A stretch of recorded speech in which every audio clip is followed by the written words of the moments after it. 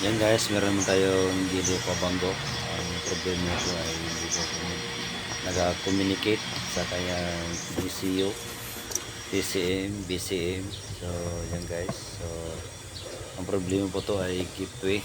Ayan, tinanggal ko na yan guys. So pinapakit ko lang po ito guys pang mabilisan lang. Ayan, so yan yung code na kinabit namin. Kinabit ko ng gateway. Ayan guys.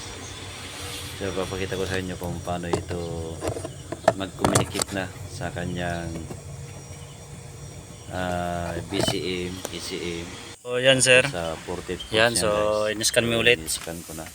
Kung mabilisan kasi ito guys, hindi kasi pwede na one. Kasi ako nang mabilisan dito. Kasi marami pang ginagawa. Kaya nag-shortcut na ako guys. Sana maintindihan nyo to guys. So ito na yon ang mayroong mga problema kanyan guys, sa ating.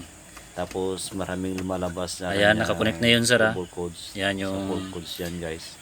Yan yung hinawakan ko na gateway module, yan ay goods. So yan, mga gateway. binalik ko na agad yung kanyang yung problema. gateway module, yung original niya yan o. So naka-current lahat yan guys. Naka-on pa yan guys yan. Naka-current lahat yan guys. Ayan, yan ang hinawakan ko, yan ang guys, ang good. Yan, so pinapakita ko sa inyo kaya magkaroon ng problema itong unit. Basta wala na siyang communication sa ECM, ECU, BCM, EMI. So lahat na yan ating Gili Pabanggo guys. Ayan. So kinambit ko na yan guys. So okay naman lahat dito sa kanyang fuse. Sa inyo kung paano ito mag-troubleshoot. I-scan ko na. Guys, meron tayong scanner. Ayan sir, nag-scan kami. Yan. So ito yung Pabanggo.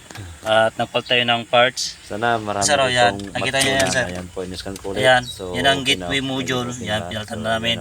Sa ibang unit yan sir. Nilagay ko na yung yan, so naging okay na ang ating raster niya. So wala na yung mga trouble fault codes yan. So okay na sir.